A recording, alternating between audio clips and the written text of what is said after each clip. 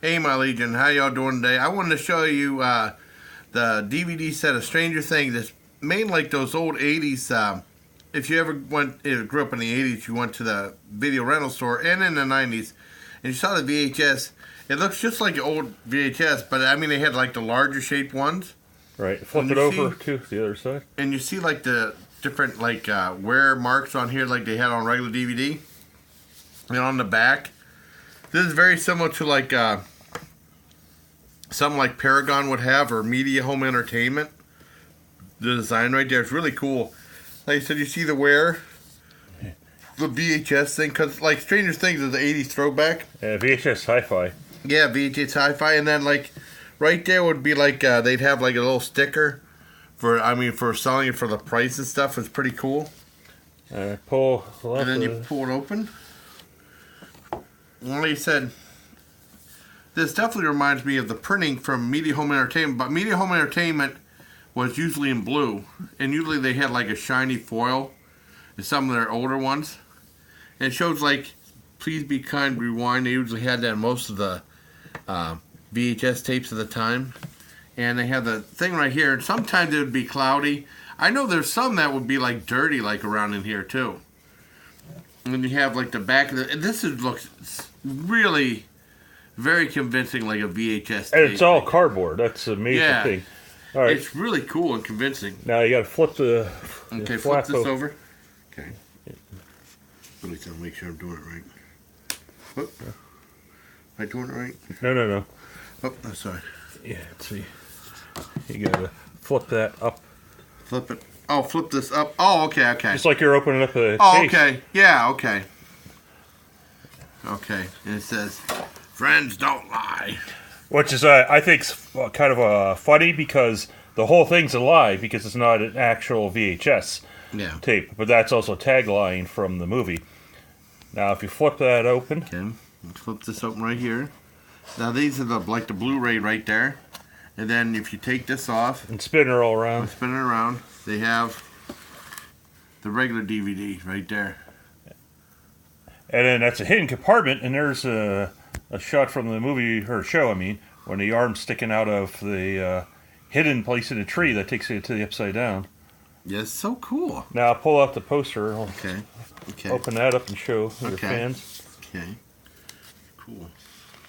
I said this all like retro. Now this is only available at Target, as far as I know, for $25. Stranger Things. Look at that. There's a Demogorgon poster. In a way, it looks like a little bit like just this part right there looks like the logo that Pet Monster would have, like on their the beginning and ending outro right there. You know, it had nothing to do with Stranger Things. Right. You know, just the logo right there. It's really cool. And I love that one thing, like John was saying, it opens up like right, you close it like that, right? But it opens up like this. Like if you're opening up, you know, they'd have like that little release valve. Oh, and they have like realistic photos of the side of the VHS tape too. Right here. Yeah, so they made it look like a release valve. Yeah, and right here. And then they have like the little things. And sometimes they would get dirty. And they even have a thing of the dirt right here. This is really a clever case. And they didn't miss a trick, especially like if you went to, like I said, the video places, they had the wear and tear on these, and they look so much like they would like, especially like I said, Paragon or Media Home Entertainment, especially.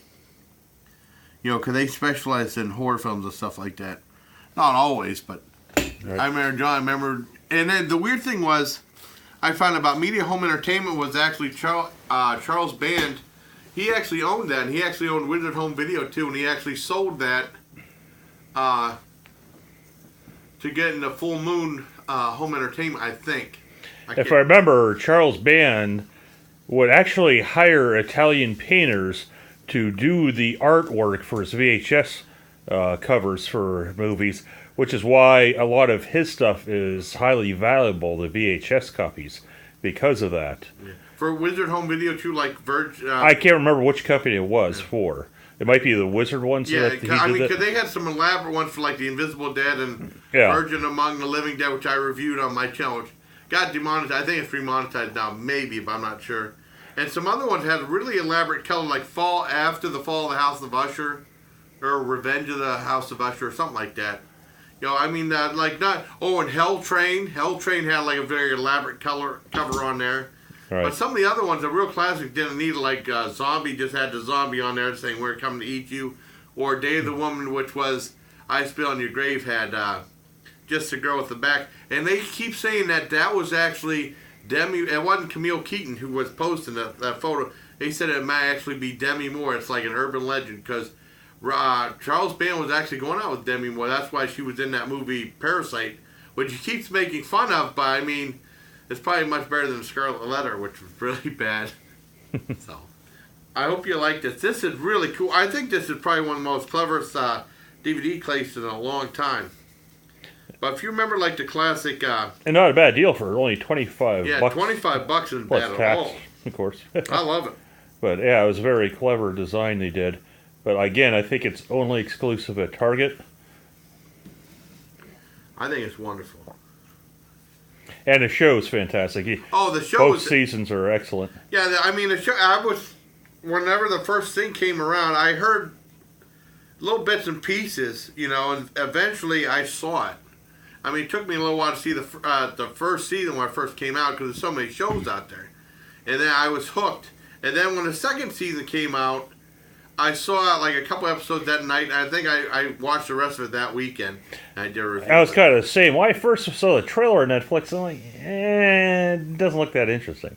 So I kind of ignored it, and then I started seeing like friends of mine on Facebook talking about it, and they're like, "Wow, this is great." And I'm like, "Okay, let me sit down and watch it." It's like, oh my God, this is excellent. But of course, you and I, we grew up in the 80s and grew up on Stephen King, reading definitely. his books and watching his movies, which there's a lot of nods to that, as well as E.T. from that time period, Poltergeist. Now, I can't remember, was Nightmare on Elm Street from that era? From the 80s, yeah. Yeah, because 84, I think, the first one came. Yeah, and if you notice, I forget the character's name. Finn Wolfhard's sister. Yes. The character's name is Nancy on the show, which I always wonder if it was a tribute to Nancy from Nightmare on Elm Street. It was possible. Well, in the second season, I read a trivia. When her and her boyfriend go to a party, the name of the girl that's having the party was the name of the girl of Nancy's friend in Nightmare on Elm Street. Oh, cool. The first person to get killed. Spoiler. Oh, I didn't know that. That's really cool. So it's like, so I guess he must have named Nancy after the character from Nightmare on Elm Street. Just like the uniforms, I think, were based on designs from the police department were based on designs from Jaws. The look. Oh, cool. I mean, it was really an incredible thing. I think it's really what's helping Netflix. The best thing on Netflix, as far as I'm concerned. But they have some other really good shows too. The one thing also, the music is like very reminiscent of Tangerine Dream. They did some of the stuff. Yeah, who you heard in movies like Legend and Risky Business and stuff like that. And then it was cool when I saw the trailer for the second one. I remember they had the thing of Dragon's Lair. And they did a whole thing about people looking for quarters and then getting so mad when they get killed because the game was so damn expensive. It was 50 cents back then. And I couldn't get past the first damn screen. Me either. I sucked so bad at it. I mean, it looked cool. I played a couple times. I said, I can play Dig Dug two times as opposed to play this once.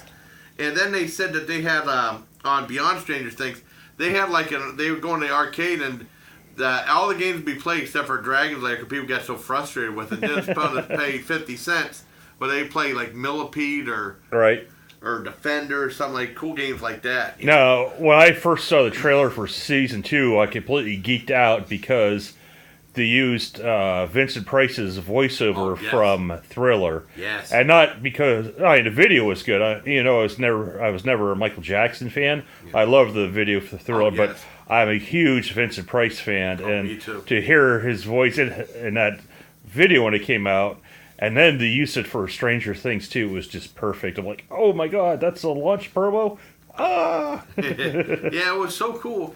And I love, the logo, was somewhat similar to, V, when V came up. And then my friend Trav Trice did, a video, and he did, his own take on the Stranger Things logo on when he reviewed the two Game Fuels and stuff like that. Yeah, I think it was a similar style to Cujo and some other Stephen King lettering, but again, of course, those guys, they grew up, they were born in the tail end of the 80s. Oh, yes. Well, yeah, I think they were born when we were graduating from high school or maybe juniors. So it's kind of funny that they set place in the 80s. Because to me, like, but then that's the way I think people are. They're probably teenagers in the 90s, but they think of the 80s, where we're teenagers in the 80s, but we think a lot of the 70s. Yeah, I know. Like, love a lot of the 70s music and stuff. But 80s was just a fantastic time for horror movies. And also, I noticed when I talk about the music from Tanner Dream, and then it kind of turns into like that boom, boom, like similar to like John Carpenter music in some of his movies, like Prince of Darkness, and even like Big Trouble in Little China and stuff like that. Yeah, pretty wicked. They should have maybe in season 3 a cameo by Alice Cooper or something. Oh, that would be cool. I mean, he would definitely do it. Oh yeah. If he wasn't busy touring. Or maybe even Stephen King. Talk about meteorite shit. I think probably one of the best appearances by Stephen King was his Sons of Anarchy. He said we have to wait for. Oh yeah. He was the cleaner. Yeah, his name was. Wait a second. What was his other? I can't remember. Bateman, Bart. Yeah, Bachman. Bachman, because he was Richard Bachman. Yeah. And I mean, I got in a big argument. I said Stephen King wrote Thinner. That was Richard Bachman. That's Stephen King under a different title. Why would Stephen King? I think he did that to mess with me though. But I mean, it was pretty funny. But Bachman was actually Stephen King. I said Bachman. I said that'd be so cool if it was Stephen King, and sure enough, it was. I said this is awesome. That was really clever too. Okay. So, I mean, I really like it. I think for originality, the series itself, the whole box set is a full-on 10 out of 10. I love it. And even, it even has, like, the ending thing right there for the VHS right there, too. Right. The little really notches. Cool. Yeah, the notches. Fantastic. I think it's really cool. All right, Legion. Okay. So, until next time, everybody, please take care of my Legion from John and myself, and we're talking about the box set of Stranger Things and other stuff. Cool. All right, take care, everybody.